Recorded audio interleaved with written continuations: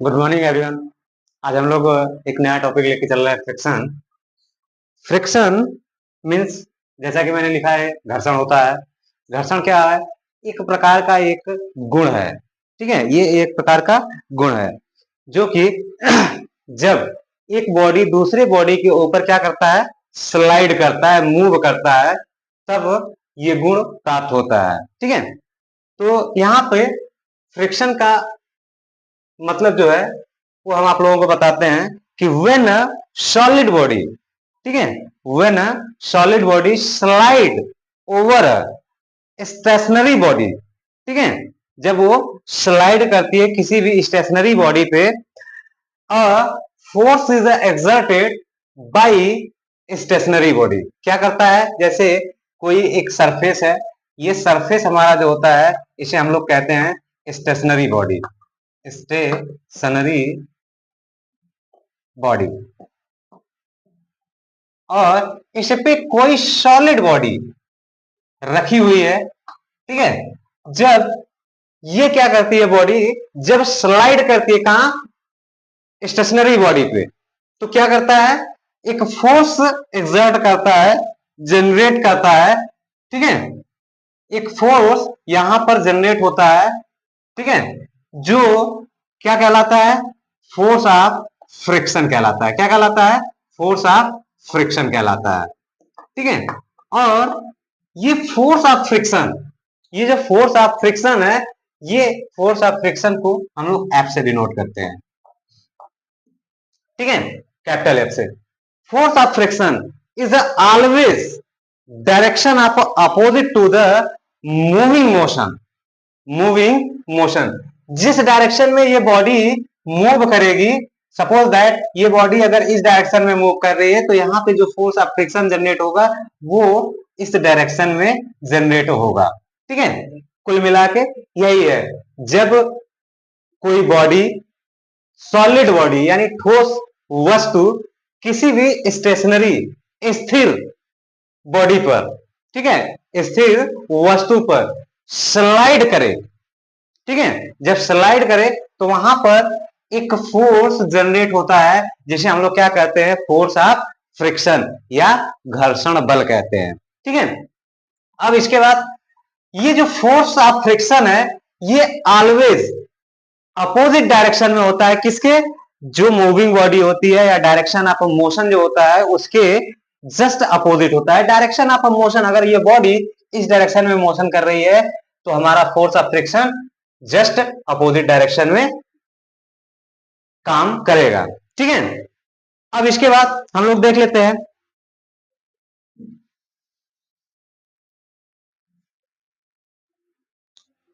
ठीक है।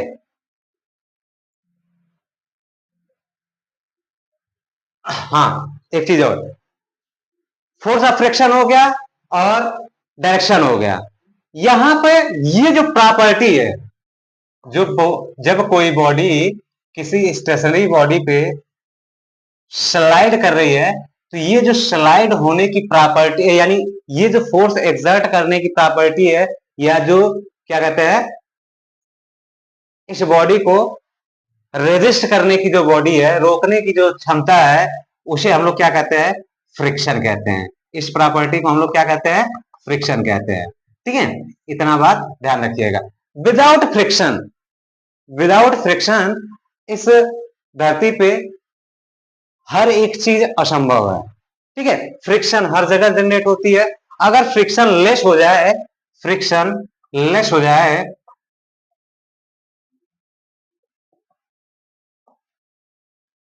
तो कोई भी चीज इस धरती पे एक जगह टिक ही नहीं सकती, ठीक है। तो ये है हमारा फ्रिक्शन, ठीक है। फिर इसके बाद अब हम आते हैं, यहां पे समझते हैं। तो देखिए, कोई एक स्टेशनरी बॉडी या सरफेस है, और इस सरफेस पे कोई एक सॉलिड बॉडी रखी हुई है, जिसका वेट क्या हो, डब्ल्यू हो, और वेट डब्ल्यू हो गया। अब इसके बाद इस पे कोई एक फोर्स पी वर्क कर रहा है, ठीक है। तो यहां पर एक फ्रिक्शन फोर्स जनरेट होगा जस्ट इस फोर्स के अपोजिट डायरेक्शन में, ठीक है। ये फोर्स हमारा एफ जनरेट हो गया। अब इसके बाद ये वेट जो डब्लू लग रहा है, कहां लग रहा है? सरफेस पे। अब इस सरफेस के कारण एक रिएक्शन भी यहां पे काम करेगा, रिएक्शन आर काम करेगा, ठीक है। तो यहां पर ये डब्ल्यू के कारण एक रिएक्शन भी काम कर रहा है, ठीक है, वेट के कारण। तो यहां पे ऑन रिजॉल्विंग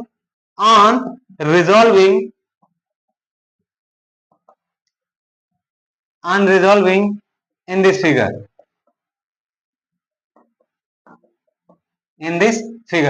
देन क्या करेंगे?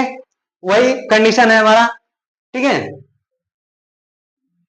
On resolving in this figure horizontally and vertically, horizontally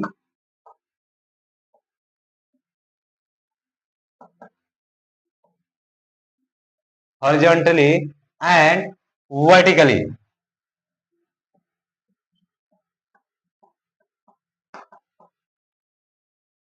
ठीक है। हॉरिजॉन्टली और वर्टिकली जब करेंगे तो ये जो वेट है हमारा, ये हमारा क्या जाएगा? ऑलवेज जो इसका वेट का जो लोड लगेगा वो क्या होगा? डाउनवर्ड डायरेक्शन में लगेगा। तो यहाँ पे हमारा अगर हॉरिजॉन्टली अगर रिजॉल्व किया जाए तो हमारा क्या हो जाएगा? Horizontal P is a forward direction, is a positive, and R F is a backward direction, is a negative, then P equals to F, ठीक है। एंड वर्टिकली अगर रिजॉल्व किया जाए तो W R is upward direction and W is a downward direction, तो R equals to हमारा क्या हो जाएगा? W। ये हमारा दो इक्वेशन बन करके आएगा। बट यहां पर R इज R जो है always not equals to weight होगा। इस बात को विशेष ध्यान दीजिएगा, जो रिएक्शन है ये हमेशा वेट के बराबर नहीं होगा, और ये फोर्स भी वही कंडीशन अप्लाई करती है। क्लियर? अब इसके बाद हम लोग चलते हैं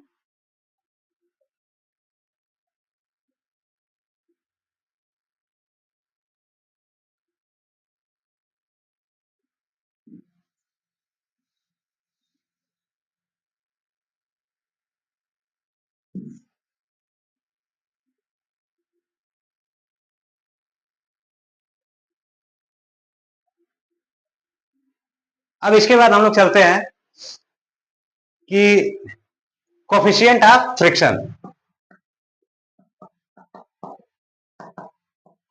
coefficient of friction,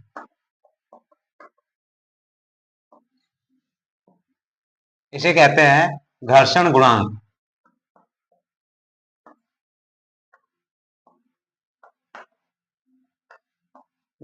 coefficient of friction को हम लोग म्यू से डिनोट करते हैं, म्यू से डिनोट करते हैं, ठीक है।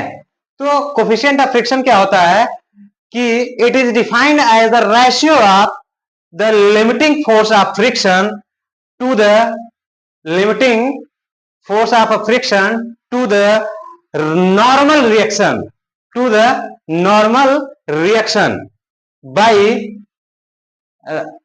normal reaction between two surfaces in contact, ठीक है। It is denoted by mu हो गया। क्या कह रहा है कि कोफिशिएंट ऑफ फ्रिक्शन क्या होता है कि it is defined as the ratio of limiting force of a friction to the normal reaction between two bodies, ठीक है। जब दो बॉडीज के बीच में, ठीक है, जब कांटेक्ट होता है तो यहाँ पे बॉडी के द्वारा जो फोर्स या जो वेट होता है उसके द्वारा, सरफेस के द्वारा जो रिएक्शन लगेगा, यही हमारा इन दोनों के बीच का जो नॉर्मल रिएक्शन होता है, यही हमारा क्या कहलाता है?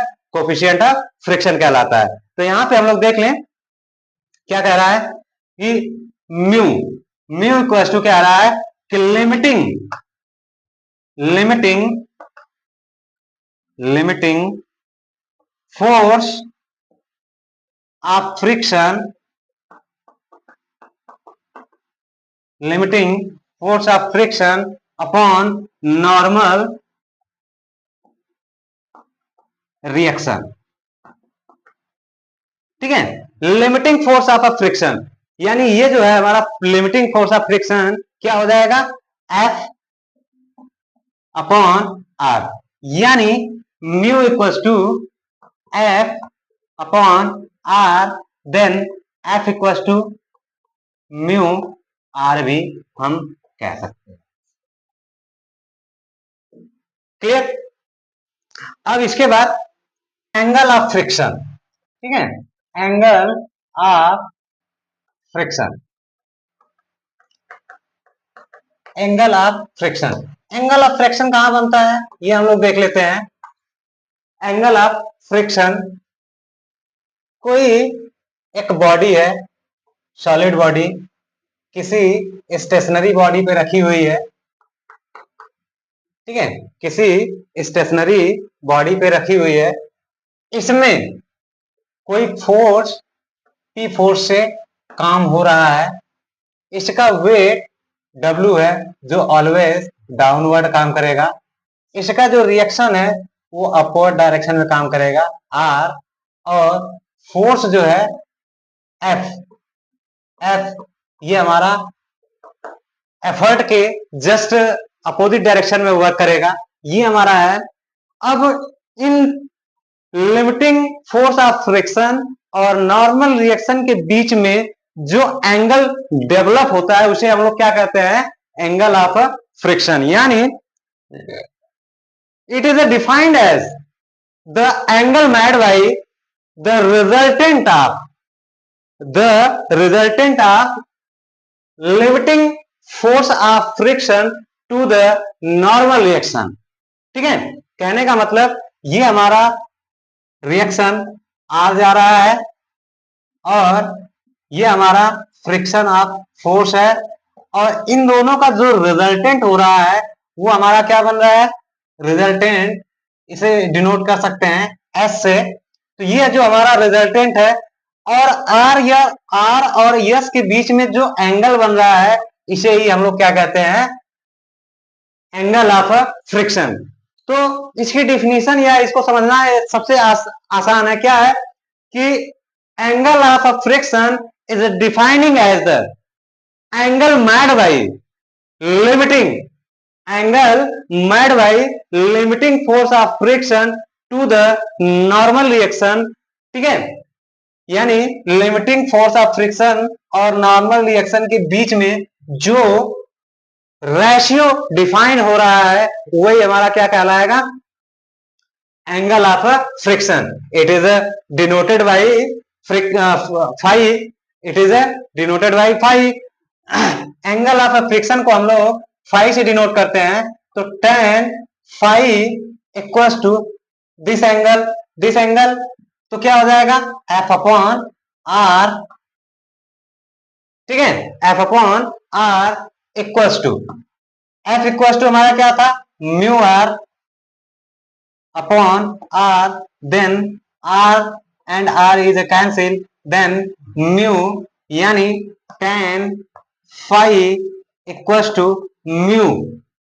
ठीक है, अब यहां पे हम ये कह सकते हैं कि the phi angle is a very small quantity. क्या है, फाई एंगल जो है हमारा बहुत ही स्मॉल क्वांटिटी है, then phi equals to mu. क्या हो जाएगा, फाई इक्वल्स टू म्यू, यानी angle of friction equals to coefficient of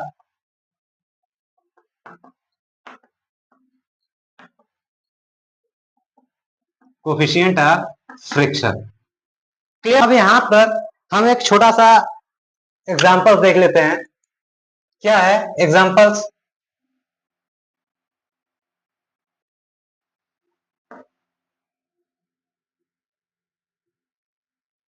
ये एक बॉडी है, बॉडी का वेट हमारा क्या है, W है। ठीक है, और इसे P फोर्स से मूव कराया जा रहा है जो कि थीटा एंगल पे वर्क कर रहा है। ठीक है। अब यहां पर जब ये पी फोर्स से मूव कराया जा रहा है, यहां पर जब फोर्स इस डायरेक्शन में जा रहा है तो फोर्स ऑफ फ्रिक्शन किस डायरेक्शन में जाएगा, वो हमारा इस डायरेक्शन में जाएगा एफ, और नॉर्मल रिएक्शन कुछ इस डायरेक्शन में जाएगा आर। अब इसे हम लोग क्या करते हैं, हॉरिजॉन्टली एंड वर्टिकली रिजॉल्व करने की कोशिश करते हैं। तो सबसे पहले रिजॉल्व करने से पहले हम इसके दो कंपोनेंट्स फाइंड कर लेते हैं, यानी इस फोर्स को हम लोग रिजॉल्व कर लेते हैं। ये हमारा हो जाएगा P sin थीटा, और ये हमारा हो जाएगा P cos थीटा, ये वाली फोर्स। ठीक है। अब इसको हॉरिजॉन्टली एंड वर्टिकली सॉल्व करते हैं, तो summation of horizontal force equals to 0। Then यहाँ पे हॉरिजॉन्टल फोर्स कितने हैं, 1 और 2, यानी P cos theta is a forward direction, P cos theta is a forward direction and backward direction is F equals to 0। तो P cos theta, P cos theta equals to F, ये हमारा हो गया equation first. Then second equation हम लोग देखते हैं, summation of vertical force equals to 0। तो वर्टिकल फोर्स में यहाँ पे हम लोग कंसीडर करेंगे, तो वर्टिकल फोर्स कितने मिल रहे हैं, एक आर नॉर्मल रिएक्शन मिल रहा है, एक वेट ऑफ बॉडी मिल रही है, और एक फोर्स के कंपोनेंट मिल रहे हैं। तो हम लोग यहाँ पे कर लेते हैं, upward force is upward direction is a normal reaction is a positive, and P plus sin theta is a upward direction then positive, and minus W weight of a body is a downward direction is a negative then equals to 0। तो यहाँ पे हमारा R plus P sin theta equals to W, ये हमारा आ गया equation number 2। ठीक है। अब इसके बाद force of friction equal to हमारा क्या हो जाएगा, force of friction equal to हमारा क्या हो जाएगा, यहां पर फोर्स ऑफ फ्रिक्शन यानी F equal to P cos theta equal to mu R. ठीक है, कर सकते हैं। तो इस तरीके से हम किसी भी क्वेश्चन को या प्रॉब्लम को सॉल्व कर सकते हैं इजिली। ठीक है। यहां पर एक बात ध्यान देने योग्य है, जैसे मैंने पहला आप लोगों को बताया था कि एक नॉर्मल रिएक्शन अगर वर्क करेगा तो हमारा क्या था कि P इक्वस टू F था। ठीक है, और यहाँ पे W इक्वस टू R। ठीक है, तो ये दोनों जो चीजें हैं ये कभी भी बराबर नहीं हो सकते किसी भी कंडीशन में। ठीक है, फोर्स को बढ़ाया जा सकता है, वेट को बढ़ाया जा सकता है, फोर्स को जितना बढ़ाया जाएगा उसके कम ही रेशियो में फोर्स ऑफ फ्रिक्शन बढ़ेगा। वेट को जितना बढ़ाते जाएंगे वेट तो बढ़ेगा ही, नॉर्मल रिएक्शन भी बढ़ता जाएगा, लेकिन इक्वली नहीं रहेगा हमेशा। ठीक है, तो यहां पे अगर देखने योग्य बातें हैं तो वो ये है कि first force of a friction,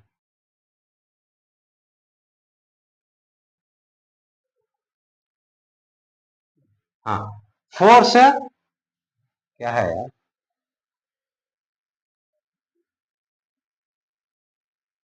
हाँ force of a friction, force of friction F is always equal to mu R. ठीक है, इस बात का विशेष ध्यान दीजिएगा। फोर्स ऑफ फ्रिक्शन F जो है हमेशा म्यू आर के बराबर ही होगा, चाहे जो भी कंडीशन अप्लाई हो जाए। क्लियर। ठीक है, और दूसरी बात है कि द नॉर्मल रिएक्शन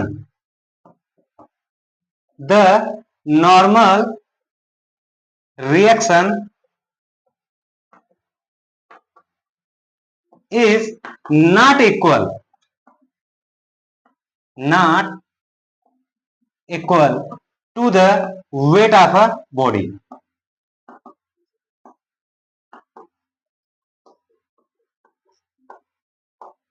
ठीक है, ये दो कंडीशंस एकदम हमेशा याद रखिएगा कि फोर्स ऑफ फ्रिक्शन जो होता है ऑलवेज क्या होता है, म्यू आर के बराबर ही होगा, उससे कम ज्यादा हो ही नहीं सकता। और normal reaction is not equal to the weight of a body. ये जो नॉर्मल इक्वेशन है, नॉर्मल रिएक्शन है, ये वेट ऑफ अ बॉडी के बराबर कभी नहीं हो सकता है। इस बात का विशेष ध्यान दीजिएगा। ठीक है,